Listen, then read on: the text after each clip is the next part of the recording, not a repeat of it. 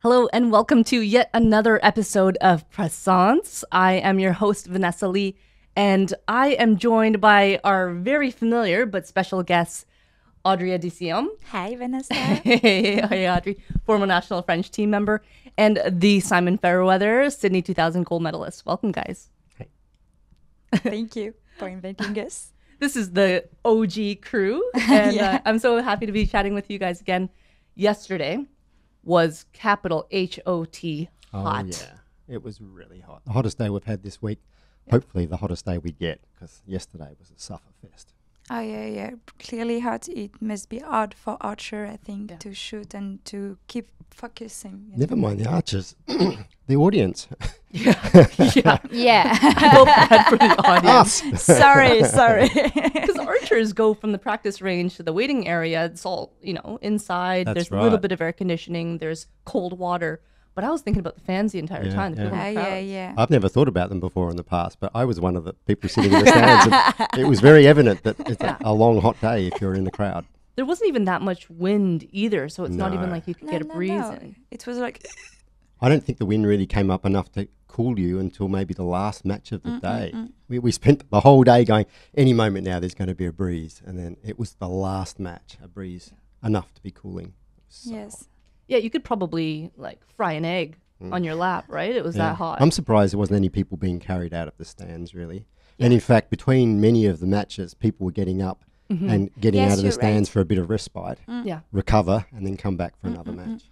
Yeah, totally understandable. It was crazy. I'm fortunate that I was inside, but the archers that were coming in were just boiling. Yeah. Absolutely Yeah. boiling. Yeah.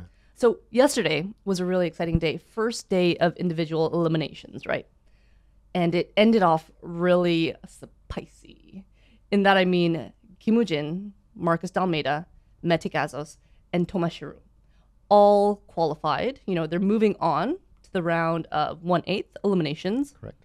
but only one of them will move on from that. Yeah, that's terrible. That's Yeah. actually terrible, yeah. 4 out of our favorites, or out of everyone's favorites, and 4 who are, predicted to be on top of the podium. Only one's going to survive. What do you guys think? Meet too early on. Yeah. Yeah, it's- It wasn't a lot of upsets to that point, Yeah. but yeah, now there's going to be a bit of carnage in terms of our favourites. Yeah. Yeah, it's too early. I have this feeling like, wow, no. I think Thomas will meet Mete, I think, on the last day for the first match. And I'm like, wow, as soon as that. Yeah. But they shot a really brilliant score yesterday. So it was really, really amazing. And Kim Woo-jin, it only dropped 3-9, I think, and all 10s. Did you see that he was shooting against a robot? Actually, most of the Korean team members were shooting against a robot that was made by Hyundai before coming to Paris. I know, I didn't know. So the Korean Archery Federation, they built an actual arrow shooting robot, and they were Okay. shooting matches. And so I can't help but think that that helped with their preparation, right? Yeah, so also notably, Ramazanova from Azerbaijan, first archer from her country to win a match at the Olympics. And she's also 7 months pregnant. Yeah. Yeah. We saw that, is she pregnant? Yeah, of course she's pregnant. I was there yesterday, and I heard some French, wow, is she pregnant? I said, of course she's pregnant. Wow, just too many tacos yesterday. you No. can't eat that many tacos. No, that was me. I had too many croissants. She's 7 months pregnant. Yeah, she was really amazing. She shot really great, Yeah. actually. Yeah. She just seemed so calm, right? She just seemed like she was there enjoying it and having a good time. Yeah. I asked her after her match, I said, is it an advantage? Don't you have an advantage with 2 archers on the shooting line? And she just kind of laughed. But there was a beautiful quote that she said after. Someone asked her, is your baby going to be an archer? And she says, I don't know. Maybe maybe my baby will be an archer, or maybe my baby will be an artist. It's up to the baby. If they're an archer, their Olympic career will be longer than anyone's. Yeah, True. actually, yeah. That's true. He's already an Olympian, so. That's so true. I mean, what a beautiful opportunity for that that baby to grow up and then see I was there, and Ramazanova can show her child. Yeah, that's really great. And just maybe to let people see that an archer or an athlete can be high-level athlete while she's pregnant. There is not many sports that you can do that. So it's really amazing. It's a good certainly picture. not that far along. Yeah. Yeah. Can't imagine running a triathlon or something like that. Really. So also on the women's side, Audrey. You know who I'm thinking about. I was really crying yesterday. Okay. So Lisa, tell us about that. She was brilliant. I was really stressed. Actually, the first one was against Gabi Schlosser. And Big match.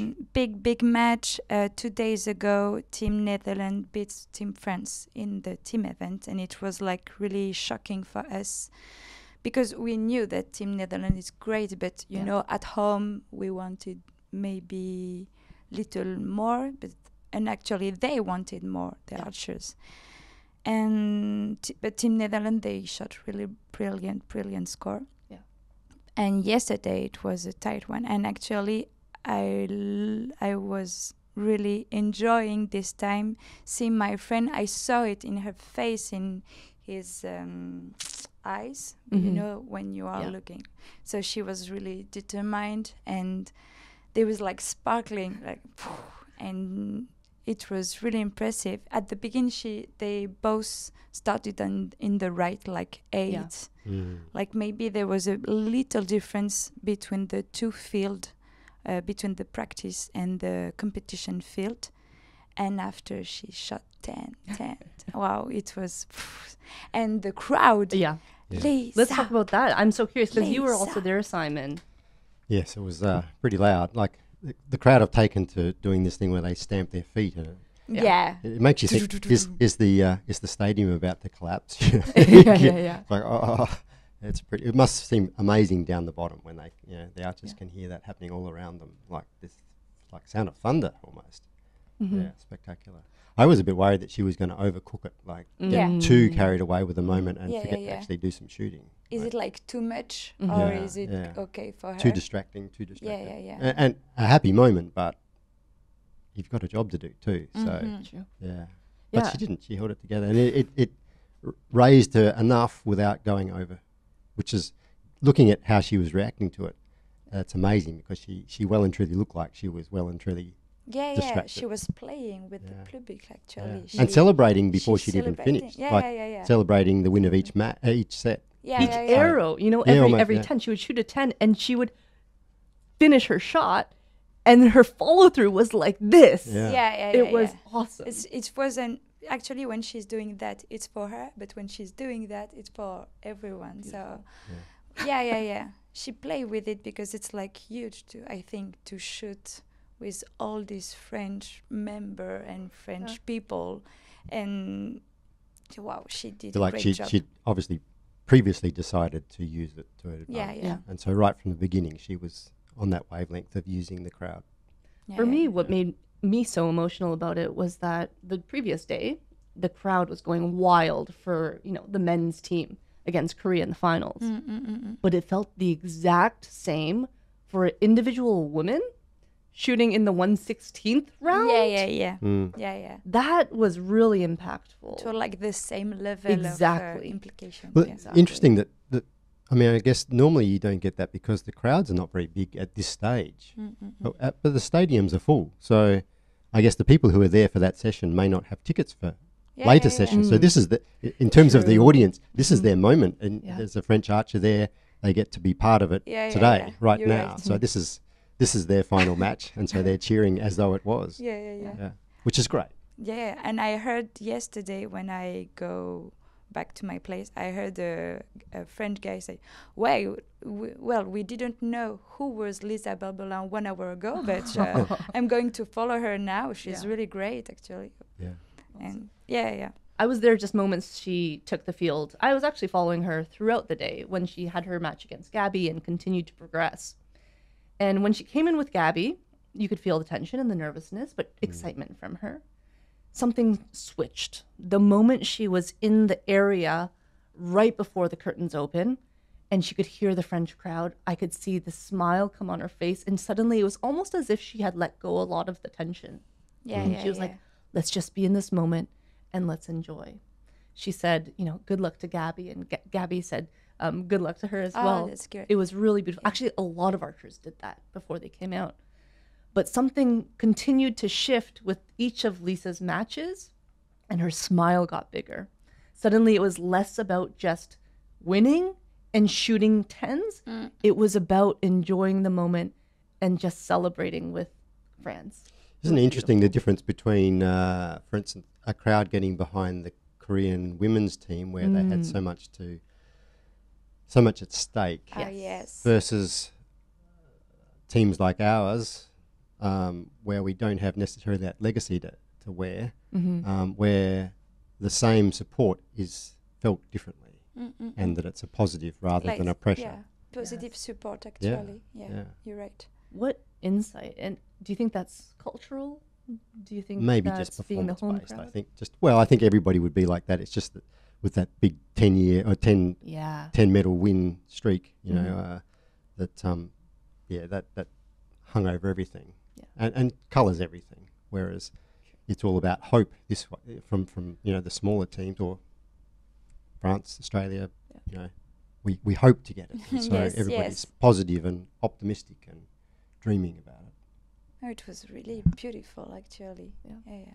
Well, talking about hope, I just love your way with words, Simon, first of all. You always have these moments and it makes me go, oof.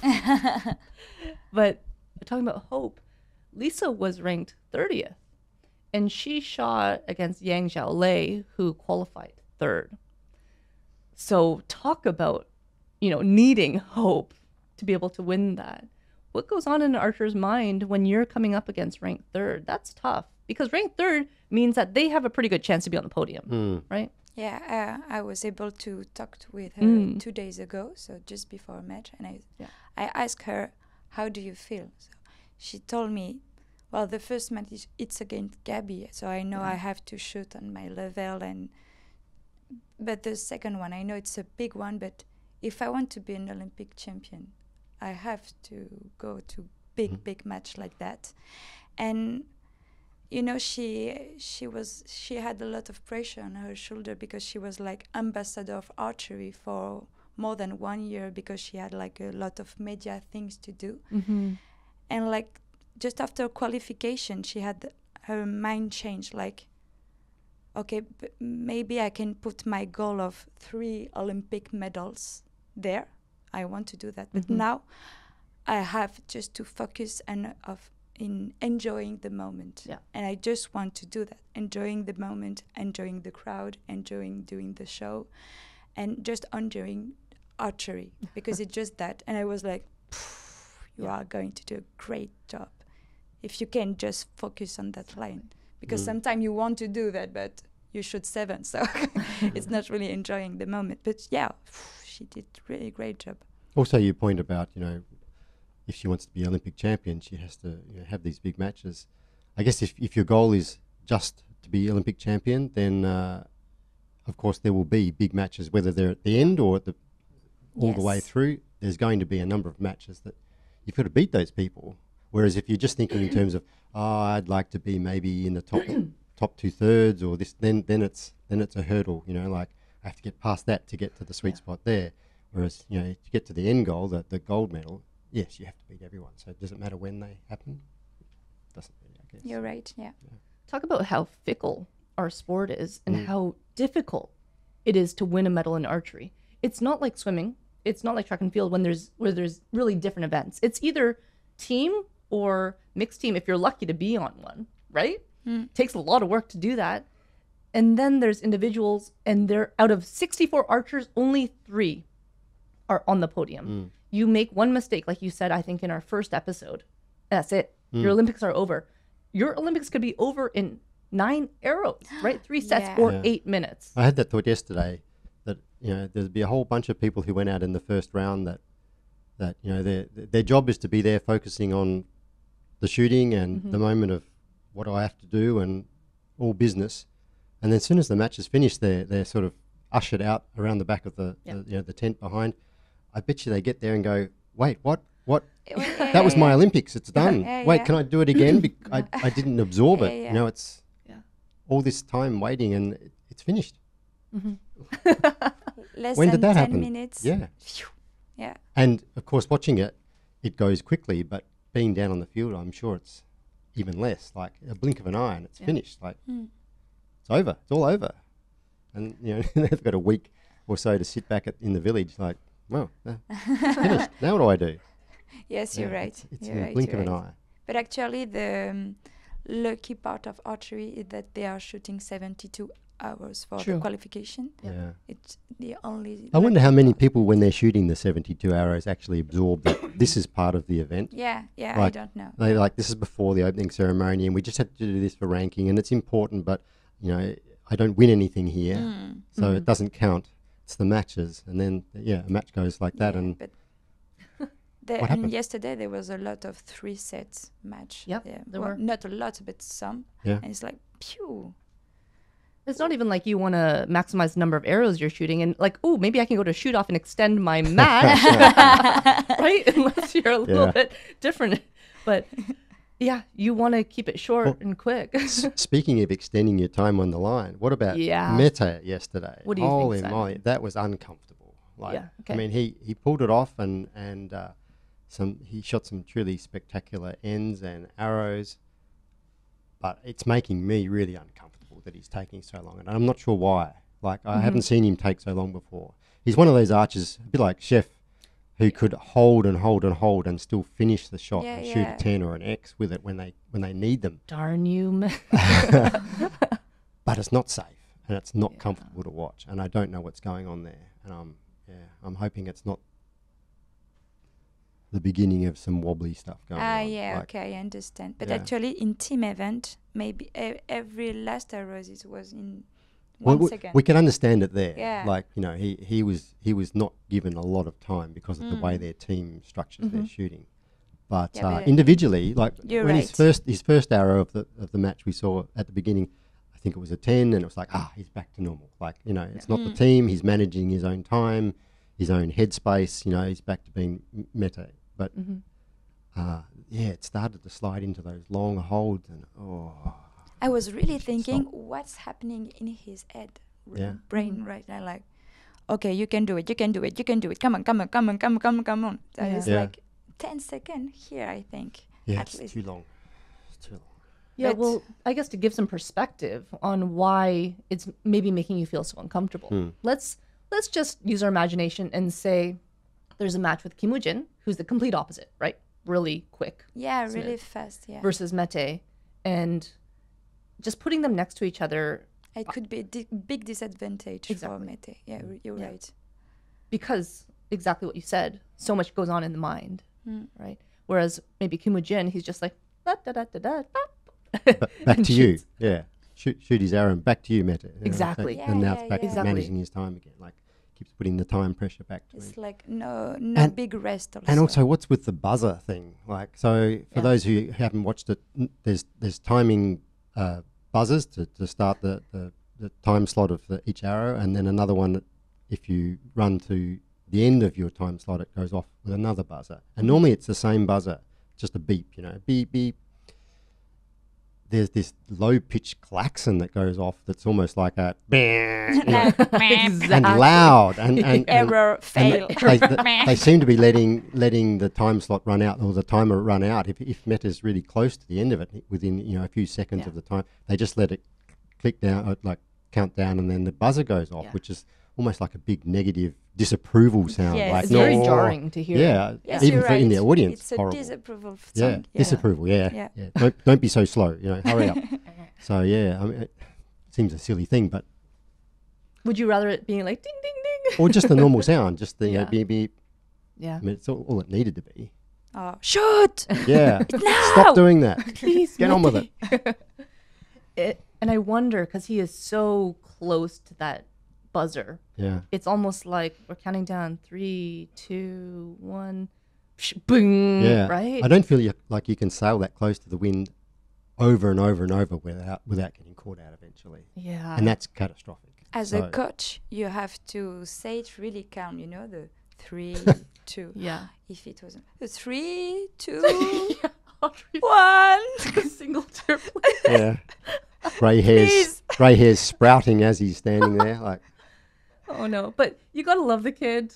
You know, after his matches, he's still coming off with a smile. I wonder if he can really pull it together for the next couple of matches. We'll have to wait and see. it's on the cards. Yeah, we it's not we gonna know be he can easy, though. shoot, but uncomfortable stuff. You're Yeah. right. So the brackets here are, or how eliminations work, is a little bit different at the Olympics, right? At World Cups, we have a whole like 1 30-second round. Everybody shoots at the same time. You have match, match, match, match, match. Coaches are kind of like spotting arrows, like, okay, writing down what their archers got. Here, everybody takes the stage individually against their opponent. So how it works is that there's a block, we call it a block, of 4 archers who go, and each of them face off until there's 1 archer standing. Then we do that on the women's side, 4 archers, 1 standing, and we continue until we have every archer down to 8. So after today, I think we'll have 8 for 8 men, 8 women. How does that affect an archer, and how does that change kind of the chances of our favorites moving on? That it's a match after match like that. Exactly. Maybe there is like too much pressure to well, I don't have the word in English, but What's it in French? well, for example, what I want to say is yesterday I saw a match between I can't remember her name, but it was against the Chinese girl, young Chile. Yeah. She was against a girl. Do you have the bracket there, Simon? I don't remember her name. Before she came up against Lisa. Tick. So maybe it was her Ramazanova Yeah. from Azerbaijan. Okay. And so you say it better than me, of course. So she had difficulties shooting this match, and maybe if it was in a simple match like in a World Cup, it must have been like a 6-0 because showing she's really better than her. Yeah. But the French crowd, they were really amazing. Like they quickly understood that she had difficulty shooting arrows because it was like 8 and 7. And each time she shot a 9 or 10, the crowd was, whoa, come on, you can do it. And this part was good. This part was really good. So maybe this can help also archers that have a lower experience. I love that. That's a beautiful moment. Yeah, this one was a beautiful moment. That goes beyond, I think, finding this Olympic champion. It goes beyond archery. This is talking about, people at the Olympics and this collectivism, people just trying to elevate others, which I is guess just also so it means beautiful. everybody gets their moment, at the Olympics. True. Observed and not forgotten, rather than, that sort of first round at World Cups where everybody's shooting, but no one knows what anyone else is doing. And Yes. for half the people, it's all over before they even be get their noticed. moment. Yeah. So it means everybody gets their Olympic experience, I guess, with focus and their moment. But It's do you nice. think it also puts a spotlight on those who might have a more difficult time progressing because they're kind of on display here? Someone might, I think, an archer from Chad shot against Kim Woo-jin in the first round, and that's a difficult matchup for him. What a beautiful moment in that he gets to shoot against one of the best in the world, Yes. but also incredibly difficult. Yeah. So do you think it's? Oh wait, and also I think he actually shot quite well to start off with. I don't know if he got some points against Kim Woo-jin, but for some archers, Yeah, I think maybe the first right? den was a good one. Yeah. I think so. Yeah, from what I remember. So I think it could also, create this excitement and okay, now is my opportunity. Let's just put on a good show. Or it could be like, oh my God, like Too much pressure, maybe. yeah, I sometime. feel like I'm on display. It's all about the mental game. It's hard to say, isn't it? But I know it's clearly that, but sometimes, well, I spoke about this girl, but I sometimes maybe when you are against Kim Woo-jin, it's like you can even think, oh, how lucky I am to shoot against him at the Olympics, but also Kimujin, okay, it's gonna be a tricky part. And sometimes I really think that archer, it's really hard to survive in this pressure, this big crowd of. There wasn't 8,000 people yesterday, but maybe six or seven, and it's like we are not used to that in archery. So it's like different games or so. Except for a 132nd and 160. Yeah, for 130. That is bizarre to me, but actually really beautiful to see. Yeah. It's a big chance for that Olympics. That, as you said, everyone has their moment. Just his moment. Sometimes it's 9 minutes, but. And nice that everybody's moment is in front of an audience. I mean, you know, there's been Olympics I've been to where in those first few rounds, there's literally no one there.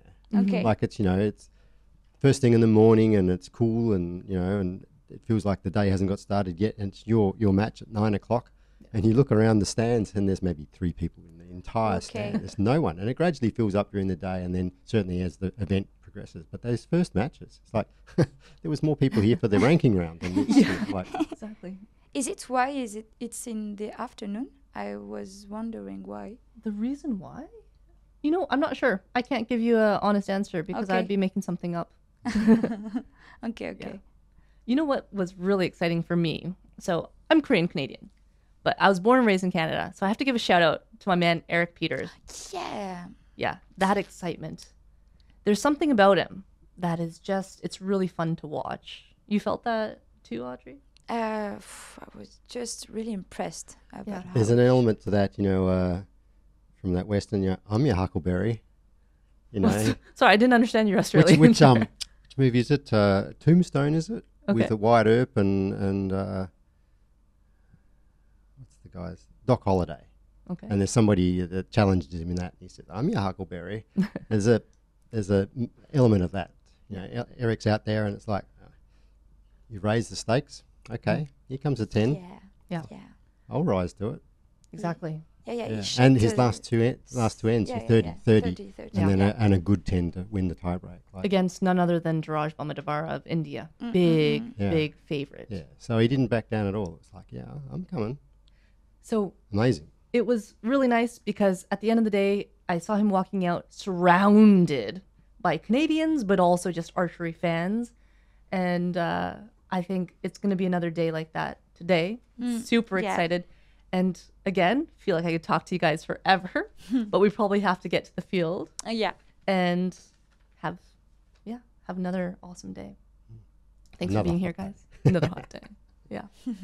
So thank you, everybody, for tuning in. This was yet another episode of Croissants, my favorite time of the day, secondary to watching the archery action. Tune in tomorrow, live from here in Paris. See you then.